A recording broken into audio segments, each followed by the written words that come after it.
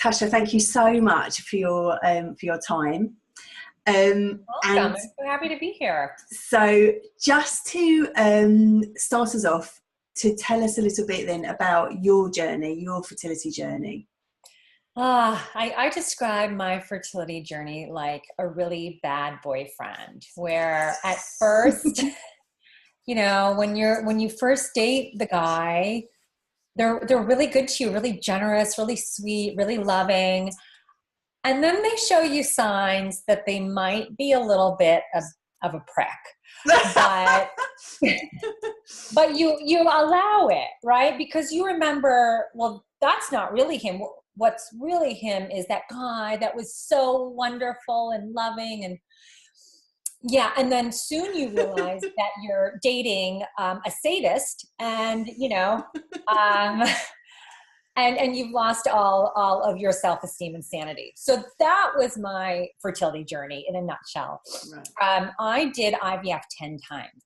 Okay. And why I say it was like a bad boyfriend is because I got pregnant the first round, early miscarriage. Second round was my son. So, and we did fertility, we did IVF because my husband had low sperm count. So I was cocky, nothing was wrong with me. I got pregnant both times, go me. Right. And then it was trying for my second child that I couldn't even get a positive pregnancy test for round 3, 4, 5, 6, 7, 8, 9. Wow, not even a second pregnant. And that's where I just kept on going. I know IVF works for me. I know it will happen again for me. But with every negative pregnancy test, I got more worried, more hopeless, and more used to the fail instead of ever expecting it to work. Right. And then on round 10, it did work. Amazing. Having had your 2 children and been through that process, you then came into working in fertility. So tell us a little bit about that transition. So doing this for a living was not my idea. Right. I'm living my best life ever. I couldn't imagine it. But I had, I had turned 40. And for about 15 years prior, I kept on going, I don't know what I want to be when I grow up. I don't. I was a biology and chemistry teacher for 7 years. And then when I moved to the East Coast, because I met my sperm donor, Brian, I got into advertising because I didn't want to get re-credentialed in teaching. And I was in advertising for 11 years. And I was good at it. But because it was all about telling a story and creativity, right. But I wasn't happy. But I was sitting there going like, yeah, sure. Oprah always says you live your best life. And I'm like, but that's not for everybody. And that's okay. So long story short, I went to this women's networking event because my friend just wanted free drinks and brought me along. And this woman was talking about how she coaches people to figure out what they want to be when they grow up. And I was like, okay, like it can't hurt. And through her questioning, she came up with this because for 8 years prior, I had been helping women go through IVF so much better than I did, or get pregnant naturally, because I know that so well as well. Right. And it was always, if you had a question about getting pregnant, just call Tasha. Right. But she brought that to my attention that could be what I do for my life, my mission. I love that. I love it. And then the FU project was born. Tell us a little bit about that. The FU project is, do you want to hear like what I do and how I do it? So I think it's more the kind of concept of it, because I love the kind of sass about it, and I love the kind of the frame of it. Okay. Because I think a lot of, I'm sure you have experienced this too, a lot of the fertility work is kind of pastel colours and people kind of humming gently. And this isn't like that. No. The FU project, to sum it up, you know, when I was going through my fertility journey, I held in all of my feelings, simply because nobody was going to pity me. I had worked way too hard for my life, my beautiful, beautiful life that I had, for my relationships, for my family, for my friends. I had worked so hard for everything.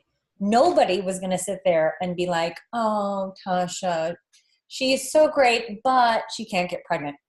That was not happening. And I think a lot of people that are type A perfectionist control freak, like me, that are typically are very successful in their career, right? Yeah, I hear you.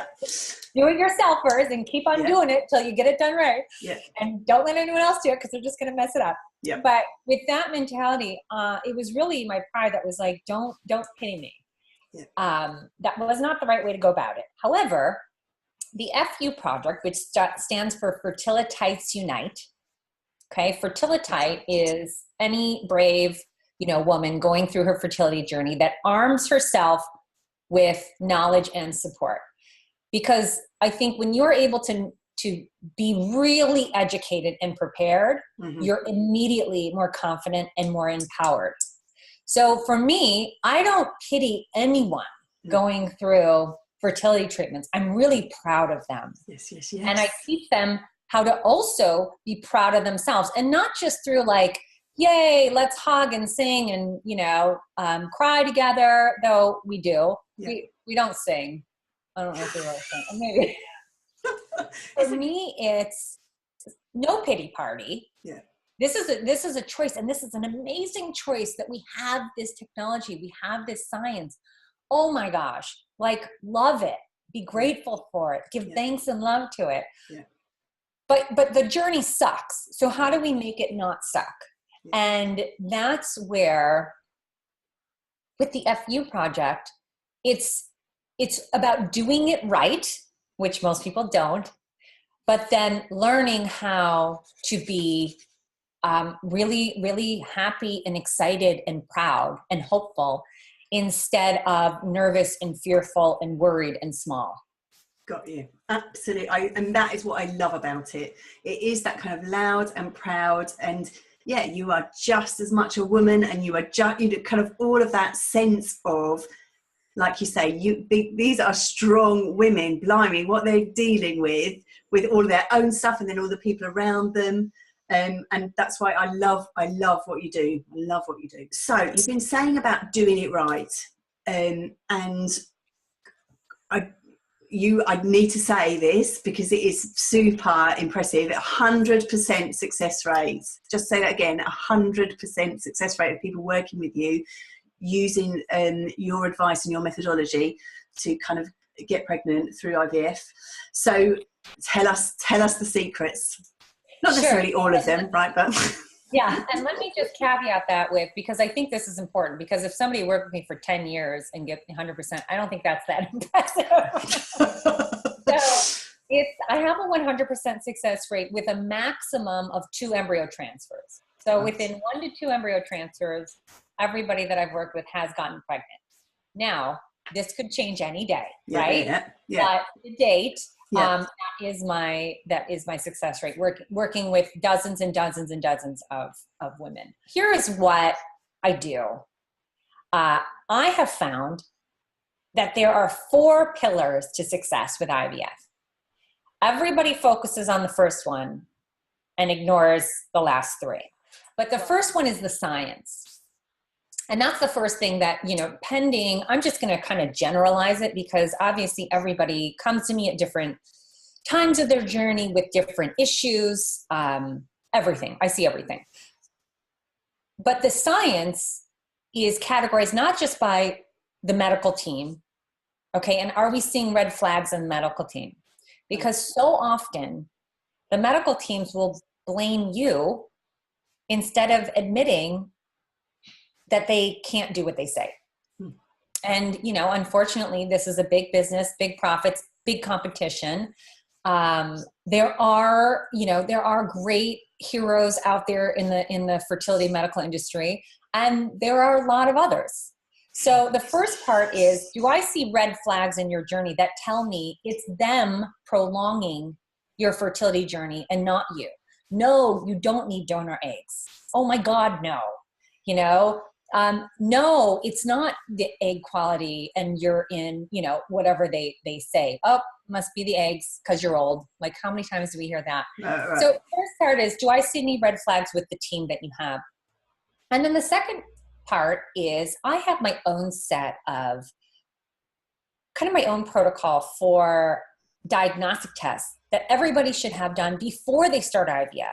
Where most of these are, oh, that's not part of our protocol until we've seen a history of miscarriages or history of failed rounds of IVF. And I'm like, why are we waiting for you to have 5 miscarriages before a simple test is done? Right. So that's kind of, you know, that's the science aspect of it. So I take a unique approach because my recommendations are not based on revenue.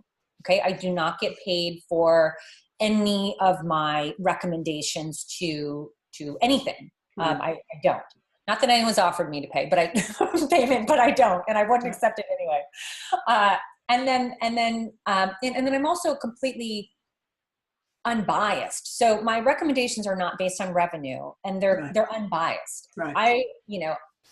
And I have a macro perspective of the industry. Yes. I'm not just focused in one clinic, which I feel like sometimes when doctors have been in one clinic, and especially too long, they don't know what's going around the world. I work with women around the world.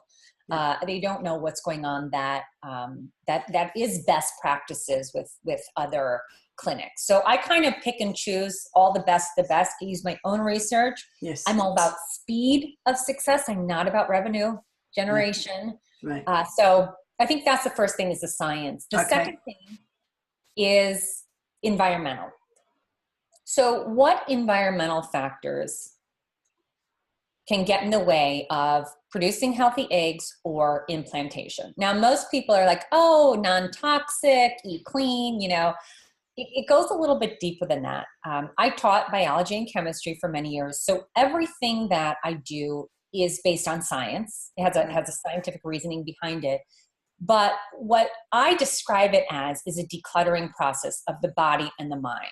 And when I'm able to declutter you, okay, so this is the non-scientific version of it, but this is how it feels. When I'm able to declutter your body and your mind, you can breathe. It makes room for a baby. You feel so much airier and lighter. Okay, so that's what it feels like. Right. What I'm doing at a biological level is I am balancing your hormones, therefore reducing inflammation, therefore improving your overall health, wellness, reducing your stress, and of course, you're more fertile. The third part is mindset. So for me, you know, a successful journey is not just how quickly I can show you how to get pregnant, or stay pregnant. For me, it's also about how you feel going through it. Mm-hmm. It is easy to feel happy and confident during this. People don't show you how, because there's definitely a method to it. It's not just something that comes naturally at all. Mm. But so for me, the mindset work is, and this is just the really quick way of explaining it. When a fear or thought comes in, it always will. You cannot control your thoughts. You cannot control your fears. When it comes in, instead of it going down the usual destructive path of fear, worry, stress, anxiety, and that just kind of spirals out of control, I can show you how to take that thought and worry that will show up and how to redirect it so it's actually constructive. Mm-hmm. And it actually helps you go through your fertility journey so much happier, healthier. Now, from a biological standpoint, again, if your subconscious is not being triggered and your endocrine system is not being set off in a bad way, you're not imbalancing your hormones. So again, the person, you know, that I'm working with just feels better and more confident. But there is a biological aspect to this that will help her get pregnant or stay pregnant. So that relationship between the mind and the body. So I think it is, I think that whole thing of just think positive, and it's like, well, actually, Yeah, that could actually just end up being a stick to beat yourself with, because as you say, this is totally, why would you be thinking positive when some of this stuff is happening? So there's a sense of what positive might mean. So I think that thing about being really smart about that relationship between your mind and the body, and what it means to reframe and use that instinctual stuff that your body is giving you information, using that to empower yourself. Yeah, and it's not about don't be stressed. I mean, that's the worst thing anybody's ever said. Relax and you'll get pregnant. Like, I've almost gotten violent on somebody saying that to me. Because what I want to say is, my husband has like no sperm. So the last thing I need to do to get pregnant is relax. What I could do is have sex with your husband and get pregnant. Just relax and get pregnant. I have said that to somebody. Good for you. So no, the whole idea of, relax, that's just, once again, it's your fault. It's you to blame. We don't need that. And that's not the truth. And again, it's not about not having fears and thoughts, but it's about what you can do with them when they show up. Yeah. Excellent. So that's number 3. This is a mindset. Yes. And then the fourth part is support. And this is, so much of this journey is kind of a trust me and wait and see. We can't feel it. We can't see it. Because most, the women that I at least work with are very successful, strong, smart, and, women, they need answers. They're not just going to sit there and trust and like, okay, do whatever you got to do to me. No, they have questions. They need answers. And there's so many choices to make with every aspect of this journey, starting from, do I need IVF or IUI, or is there a way, or I have an autoimmune disorder, can I get pregnant naturally? So starting with, what should I even be doing right now? Because I'm being told I have blocked fallopian tubes, I can only do IVF. Not true. So starting with that, there are so many questions along the way. So the support is me taking the woman step by step, every part of the journey till she's pregnant. There are no mistakes. There's no getting stuck. It's us constantly moving. It's us constantly moving forward until she reaches her goal. On her timeline, I'm given all sorts of timelines. Once I was given 2 weeks, and we got it done. But I don't love that timeline, but I did it. So yeah, it's the support of never wondering if you're doing the right thing. And something else about my program that I think everybody should know and will appreciate is that I guarantee my work. Because because I did this 10 times and I know what it feels like to be you, I am nauseous about all of the time, money, mental health, and energy that a lot of people in the fertility industry kind of breed. So I refuse to be a part of that. So if what I like to say to people is, if you are the first person that I cannot show how to get pregnant, or I can't reach your goal, because it's all based on, I'm result-based. You tell me your goal and I show you how to get there. So if I'm the first person or if you're the first person that I cannot reach their goal, you get your money back. No questions asked. I just so fully believe, not just in what I'm doing, but I also know how badly some people have been burned. Right. And yeah, I just want to show as many people as possible the easier, healthier, kinder, cheaper, smarter way through their fertility journey. That's gorgeous. That is gorgeous. And so I think that sense of being clear about that support that you can offer as a fertility coach is, as you say, you're not part of a clinic, so you don't have a revenue investment in what treatment someone's following, but also you're not just a counsellor. You're someone who has specific industry understanding, but also emotional understanding. You're someone who's taken that journey too. So that sense of the fertility coach is a kind of super package of experiences and understanding that can, walk that road with someone for 2 weeks. Blimey. Or longer. Yes, hopefully you give me longer than that. Fabulous. But yeah, I like to say that I'm a medical professional, a fertility therapist, nutritionist, BFF, best fertility friend, and peer, all rolled up into one. Because I think this notion of fertility coaching is still quite new, and people don't necessarily know, and especially in the UK, people are offered a counselling session as part of their package, and they think that is what fertility coaching is, but actually, like you're explaining, it's something that's really very specialised. So now you've explained what you do, I know that lots of people will be very interested in getting in touch with you to work with you. So how do people get in touch with you? The best way to get in touch with me is through my website, and it's just tashablasi.com. If I offer free fertility strategy sessions, and it's just do a quick Q&A so that I can know what your story is before we get on the phone, and then I just go through.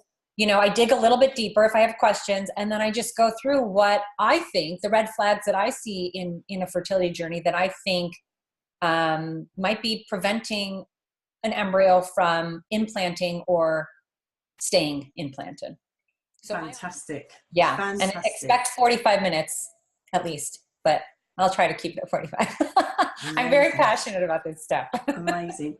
Thank you so much welcome. For your time. Thank you. Thank you for having me. I love what you're doing. Thank you.